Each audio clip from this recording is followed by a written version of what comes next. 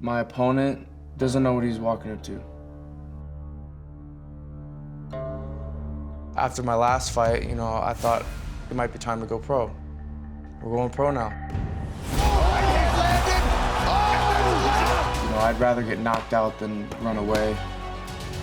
Regardless, win, lose, or draw in any fight that I have, I'm gonna keep going and just keep going. What I really enjoy is just being able to give people what they want to see, and people want to see violence. Biaggio Ali Walsh!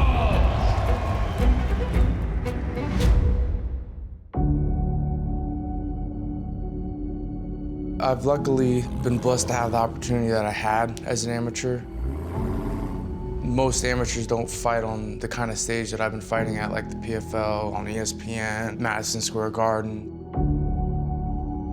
Most amateurs don't really get that kind of experience, and I was lucky enough to have that kind of experience. So after my last fight, I think it might be time to go pro. We're going pro now. Drive your hips post, drive your hips to the sky, now shuck, boom, yeah, now come up. This sport has really helped me in many, many ways. It's helped me physically, emotionally, spiritually. The beautiful thing about MMA is there's like this endless void of possibilities that could happen.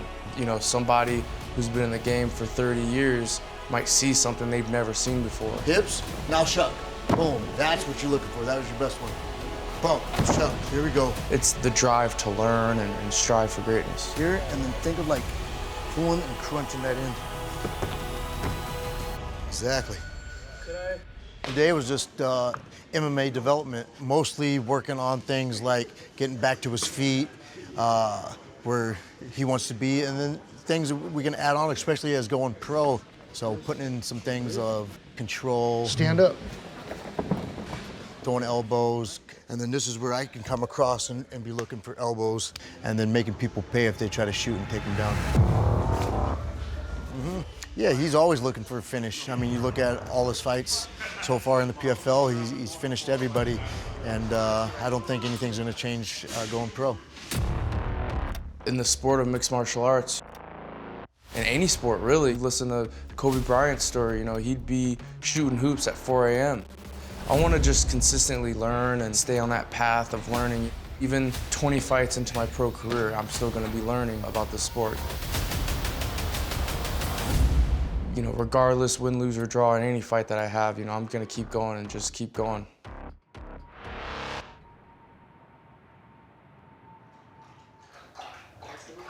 There we go. No way. Oh. Why are you shooting? Why don't you look? I don't know. Because it's career. My brother Nico, he's a professional boxer. He started boxing when he was 15, and it's been very inspiring just to see him stay consistent in his sport and in his craft, and see his hard work and just pay off. As an athlete who wasn't playing football anymore, I didn't know what to do. Watching him and supporting him inspired me to kind of just carve my own path, and MMA kind of just fell into my lap at that point. We always talk about fights, combat, martial arts, etc. So it's nice living with your brother, but also your brother who also fights. I'm solely boxing. I've never even thought about it, doing MMA. I've been around MMA fighters my whole life. His first boxing coach is now my striking coach. Yeah. Ironically. We didn't really grow up around just a bunch of fighters, My grandfather fought long before I was born, and my aunt was done fighting when I was really, really young. So I think it has something to do with the nature. I think it might be just in our genetics to want to fight. I've always loved boxing, yeah. I've always loved boxing. And MMA is, of course, its own sport. If I was ever in MMA, I would only want to throw punches, so that would defeat the purpose. We grew up, watching boxing, so in my fights, I like to freaking stand and bang. I think my grandfather would be so proud of us. He was always very supportive of us, especially because there's a lot of pressure with the name, and there's a lot of haters because of it. So I think he would be proud of us and just how we're handling it as well. Ooh.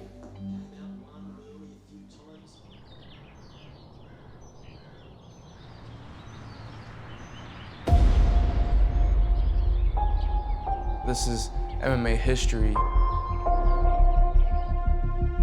I think as a fan of the sport, it's super exciting because it's two major organizations coming together, and it's basically them saying, okay, my champ versus your champ.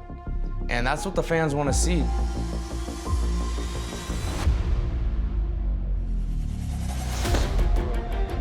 To be able to have my first professional fight on a card like that. Clean, keep your legs. It never happens, you know. Usually people's first pro fight is usually not in a huge organization, but you know, I have the opportunity to have my first pro fight in this kind of big event, and Jab. I'm excited to just put on a show. Good hook. You know, that's the main thing that I really enjoy, is just being able to give people what they want to see, and people want to see violence. Good, take a rest. Biaggio's an athlete. First and foremost, the kid's athletic. When you run a 4.3 40 in high school, that tells you that you're a little different than the average just guy off the street, right? So I want to use his athleticism to his advantage. There's guys that got to fight like Joe Frazier because they have to fight like Joe Frazier. There's guys that fight like Sugar Ray Leonard because they're given those attributes.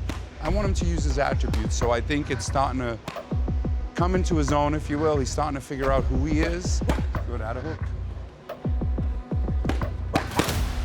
I'm excited for Biaggio. This is a big moment for him, his family, and this is something that they dreamed of. And to do it here at this event, I mean, it's a dream come true for the family for sure. My opponent doesn't know what he's walking into. My forward pressure, maybe it's an ego thing, I don't know. You know, I'd rather get knocked out than run away. I think that being able to put on a good fight and a good show, and God willing, a highlight reel, would get, you know, the fans to see a young and potential fighter in me. And that's what I'm hoping to see, and I'm hoping that the fans agree with that. I'm looking to just walk forward and be in your face the entire time.